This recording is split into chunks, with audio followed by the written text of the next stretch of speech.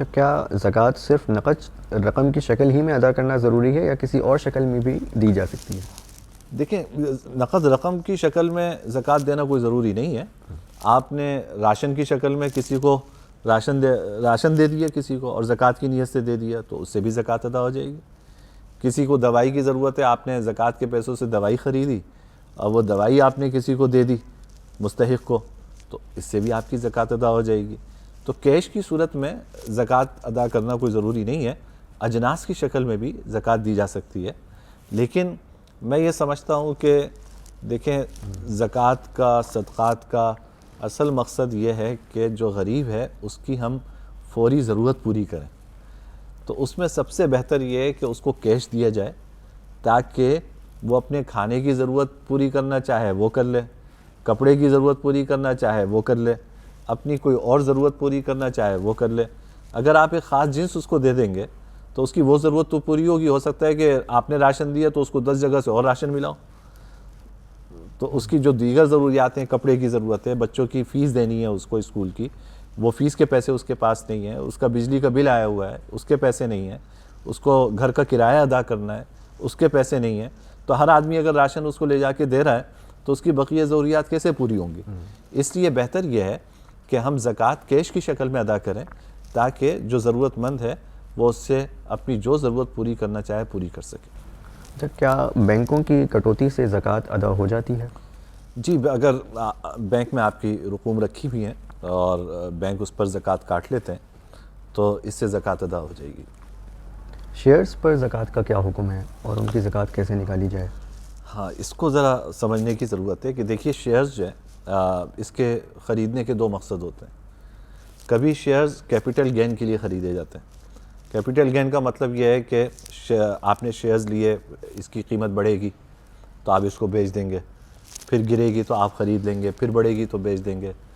तो कभी capital gain के लिए शेयर्स ख़रीदे जाते हैं और कभी डिविडेंड के लिए शेयर्स ख़रीदे जाते हैं कि आप वो शेयर्स अपने पास रख के जो डिविडेंड कंपनी से आ रहा है आप उससे फ़ायदा उठाएंगे। तो दोनों में ज़कात के हुक्म में फ़र्क है। अगर आपने कैपिटल गेन की नीयत से शेयर्स लिए हुए और शेयर्स लेते हैं, कीमत बढ़ती है, बेचते हैं, फिर लेते हैं, फिर बेचते हैं, तो अब ये शेयर्स खुद माली तिजारत है, ट्रेडेबल एसेट्स हैं। तो इसकी जो मार्केट वैल्यू इस वक्त होगी, ज़कात की जब आपकी तारीख़ आई है तो उस पर आपको इसकी ज़कात जो है वो अदा करनी होगी, उसकी मार्केट वैल्यू पे ज़कात अदा करनी होगी। मसलन एक शेयर आपने लिया 30 रुपये का, आज उसकी मार्केट वैल्यू 90 रुपये है और आपने कैपिटल गेन के लिए शेयर लिया है, तो इन शेयर्स के ऊपर 90 रुपये पर आप ज़कात अदा करें। और अगर डिविडेंड के लिए आपने शेयर्स लिए हुए तो उसमें असल तो यह है कि देखें, शेयर्स कंपनी के एसेट्स को रिप्रेजेंट करते हैं। तो अगर आप ये कंपनी की बैलेंस शीट्स के ज़रिए आप ये मालूम कर सकते हैं कि इन शेयर्स के पीछे जो एसेट्स हैं उनमें कितने परसेंट ज़कातेबल एसेट्स हैं और कितने परसेंट ऐसे एसेट्स हैं जिन पर ज़कात नहीं है। मसलन कंपनी की मशीनरी है, कंपनी की इमारत है, इसके ऊपर ज़कात नहीं है। तो अगर ये मालूम कर सकते हैं कि मसलन आपको मालूम हुआ कि जी कंपनी की बैलेंस शीट से कि 50% जो असासे हैं वो ज़कातेबल एसेट्स हैं और 50% जो है वो ऐसे एसेट्स हैं इन शेयर्स के पीछे जिनके ऊपर ज़कात फ़र्ज़ नहीं होती।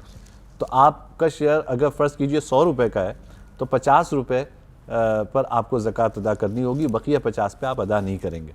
लेकिन अगर आपके पास मालूम करने की कोई शक्ल ना हो या आपको किसी तरह मालूम नहीं हो रहा कि इस शेयर के पीछे कितने ज़कातेबल एसेट्स हैं कंपनी में और कितने ऐसे एसेट्स हैं जिन पे ज़कात नहीं है, तो फिर एहतियात यह है कि उस शेयर की पूरी मार्केट वैल्यू के ऊपर ज़कात अदा कर दी जाए। तो एक सवाल ये है कि क्या ज़कात यकमुश्त देना ज़रूरी है या आहिस्ता आहिस्ता करके भी निकाली जा सकती है? देखिए, ज़कात की जब आपकी तारीख़ है तो ज़कात का हिसाब करके हिसाब करना तो ज़रूरी है कि मसलन यकुम रमज़ान को आप ज़कात अदा करते हैं तो यकुम रमज़ान को आप ये हिसाब कर लीजिए कि आपके ऊपर पास ज़कातेबल एसेट्स कितने और आपके ज़कात कितनी बनती है आपकी। आपने 2.5% के हिसाब से देख लिया कि जी आपके फ़र्ज़ कीजिए कि 1 लाख रुपए ज़कात बनती है। तो अब ये 1 लाख रुपए ज़रूरी नहीं है कि आप यकमुश्त अदा कर दें। देखें, हम एक माशरे में रहते हैं और हमारे रिश्तेदारों में, हमारे मिलने जुलने वालों में बहुत से ऐसे लोग होते हैं कि जिनको, यानी जो बेचारे मुस्तहिक़ ज़कात होते हैं और उनको हर महीने ही ताउन की ज़रूरत होती है। अब अगर आप पहले महीने ही पूरी 1 लाख रुपए की रकम आपने उनको दे दी, तो ऐसा भी होता है कि वो बेहतियाती करें और पहले महीने खूब हाथ खुला रखें और सारे पैसे खर्च कर दें और बकिया 11 महीनों में फिर उनकी ज़रूरत वहीं की वहीं रहे। तो ऐसी सूरत में बेहतर यह है कि आप ज़कात की रकम अलग कर लें और हर महीने 10-10 हज़ार रुपये मिसाल के तौर पे देते रहें उनको, तो उनके महीने की ज़रूरत भी पूरी होती रहेगी और पूरा साल उनके ज़कात की रकम आप उन्हें देते रहेंगे, तो उनके साथ ताउन का सिलसिला भी रहेगा और वो बेहतियाती भी नहीं होगी। तो इसलिए ज़कात का हिसाब एक मरतबा करके रखना ये ज़रूरी है, लेकिन यकमुश्त अदा करना कोई ज़रूरी नहीं है, बल्कि आप बेहतर है, यानी इसमें तो कोई कलाम नहीं है कि जल्द से जल्द अदा करनी चाहिए, लेकिन अगर ऐसी कोई ज़रूरत आपके सामने है कि आपको पूरे साल ज़कात की रकम खर्च करने की ज़रूरत महसूस हो रही है, तो फिर आप ये रकम पूरे साल आहिस्ता आहिस्ता खर्च करते रहिए और अपने पास इसको लिख के रखिए, ताकि अगर खुदा न खास्ता आपका इंतकाल हो जाता है तो आपके वरसा को मालूम हो कि भाई 1 लाख ज़कात की रकम बनती थी, उसमें से 50,000 अदा कर दिए हैं, 50,000 बाकी हैं, ताकि वो बकिया जो 50,000 है उनकी अदायगी का वो अहतमाम करें। तो उसको लिख के रखना अपने पास ज़रूरी है कि कितनी रकम बनती थी, आपने कितनी अदा कर दी है और कितनी ज़कात की रकम आपके पास बाकी है।